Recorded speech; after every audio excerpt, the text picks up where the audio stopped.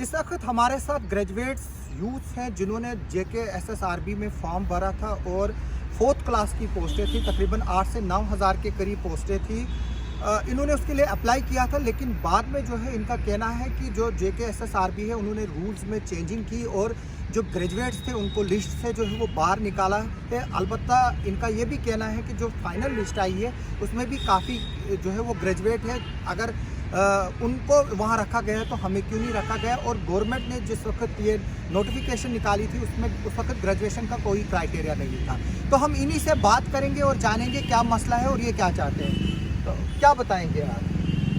Sir हमने SRO थोड़ा सा बात करें। हमने SRO 99 के अंडर फॉर्म फिल किए। हमने वही SRO 99 के अंडर ही सब कुछ जो ऐसे चलता था, पुराना भी ऐसे ही चलता था, आज भी ऐसे ही चलता था, तो हमने उसी को लेके फॉर्म फिल किया सर। बट और इन्होंने अमेंड कहाँ किया, कब किया, हमें वो भी नहीं शो किया और आज इन्होंने हमें आउट कर दिया हुआ है। तो चाहते क्या हो आप? सर हम चाहते हैं मेरिट लिस्ट में हम हैं और हमें लिया जाए सर, हमें जॉब दी जाए। तो आप इसके सिलसिले में किसी से मिले, क्या हुआ, क्या बातचीत? सर कोई मिलना नहीं चाहता। हमने कितनी डिमांड की है, कोई हमसे कोई बात ही नहीं करना चाहता है, हमारी बात रखी जाए। हम यही चाहते हैं कि हम किसके पास जाएं, हमें कुछ हमारी बात पहुँचे। ऑफिशियल से आप बात, मतलब आप बताएंगे मुझे बेसिकली ये स्टार्ट कब हुआ, प्रोसेस क्या हुआ, चेंजिंग कब आई, कैसे आई, वो थोड़ा सा बताएंगे ताकि जो लोग हैं वो भी सुने और जो कंसर्न ऑफिशियल्स हैं उनके कान तक भी ये बात पहुँचे। सर हमने जो फॉर्म लगाए थे SR 208 को देख के सभी ने लगाए। 2000 सर अभी चलो आप बोल रहे हो कि जैसा भी है 2017 का अभी लेटेस्ट 2017 जो इसकी SR 208 की जो आई थी सेम है, जो आप देख सकते हो कि इसमें मिनिमम मैक्सिमम है। ये मतलब है मिनिमम मैक्सिमम का कि आप हायर क्वालिफिकेशन को वेट ही नहीं दोगे। हमने अभी इसके बाद आगे और अभी अब उसको देखकर हम सभी ने फॉर्म लगा रही है और अभी हमें बाहर निकाल रहे हैं। हमारा कट ऑफ डेट में 9650 सेलेक्ट हुआ, पेपर हो गया, DV आ गई, सब कुछ आ गया। अगर आपने करना तो सीधा पहले बोल, इतना रेवेन्यू आपने 8-9 करोड़ रुपये कमाया, आपसे वो नहीं है। पर आपने एक बार नोटिफिकेशन नहीं बताया कि हम एलिजिबल है या नहीं है, और रोल नंबर निकल गया, DV हो गई, सब कुछ, एडमिट कार्ड आ गए, सिलेक्शन लिस्ट में नाम आ गया, सब कुछ। आधे बच्चों को तो CID वेरिफिकेशन भी हो गई है और उसके बाद एट द एंड में आपसे तो बोल रहे कि बाहर निकाल दिया। सर हम आपसे निवेदन करते हैं कि सर आप कट ऑफ का मर्डर मत कीजिए। हम सर यूथ हैं, किसी की ओवरेज हो रही है, कोई ऐसा नहीं होता कि सर क्लास 4 की जॉब करना चाहता है। हर एक घर में किसी की बंदे की मजबूरी है, इसलिए सर हम क्लास 4 की जॉब करना चाहते हैं। ऐसा हुआ है कि सबका काम खत्म हो गया है, ना प्राइवेट में कुछ काम मिल रहा है ना कुछ। सर ड्यू टू कोविड के कारण सब कुछ बर्बाद हो गया। बिजनेसमैन, आपको पता है, आपको आपने एक वहाँ पर क्राइटेरिया रखा था अनएम्प्लॉयमेंट का और काफ़ी सारे क्राइटेरिया, सर उसको हम भी उस पर फॉल कर रहे हैं। हमारे कोई को तो हम सर किसी के मम्मा पापा भी नहीं है, किसी के सर अनएम्प्लॉयमेंट है, सभी हम भी 5 नंबर उसमें हकदार हैं।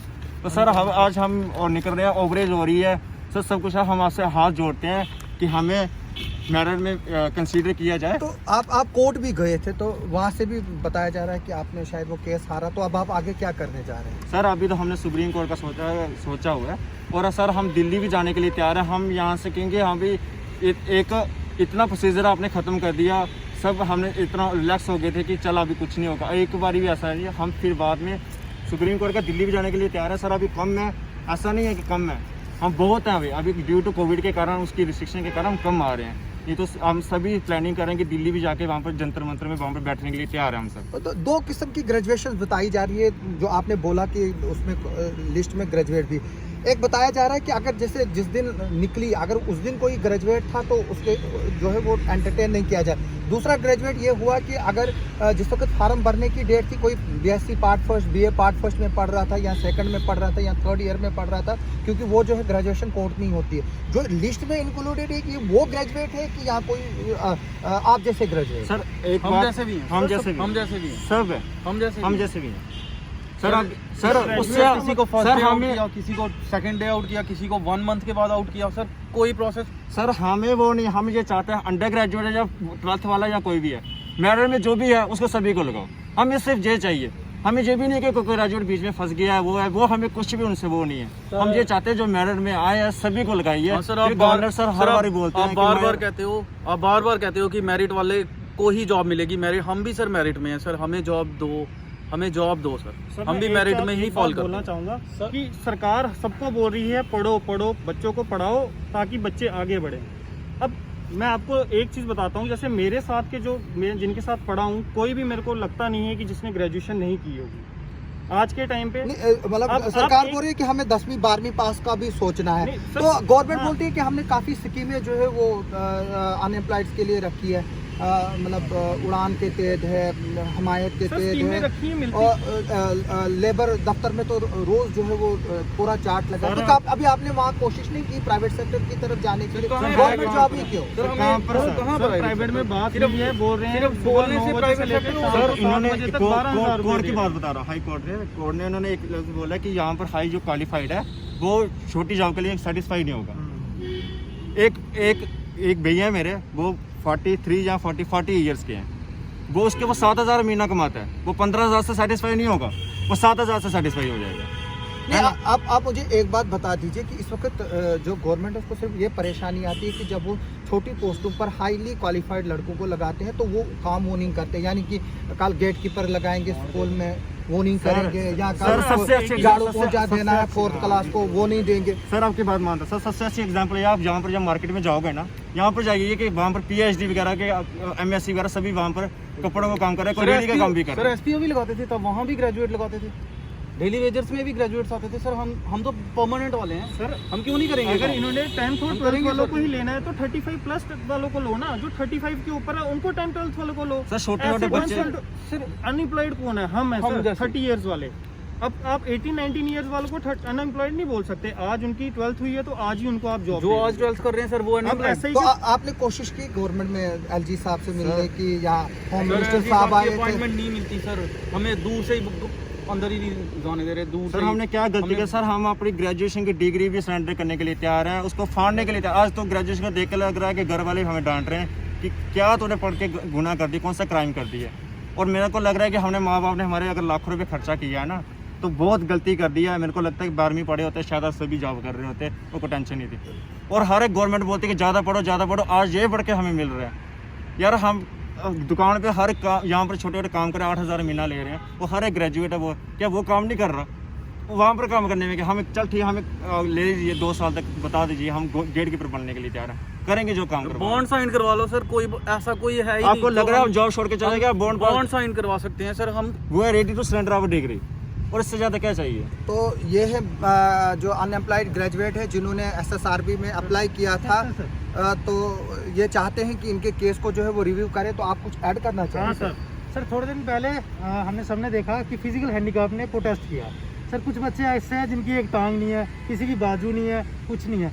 सर उन्होंने इतनी तकलीफ सहन करके एक टांग पे जाके ग्रेजुएशन उन्होंने क्या गुनाह कर दिया सर? एक गुनाह कर दिया ना कि वो काम कहाँ करेंगे सर? सर इतना काम कहाँ करेंगे?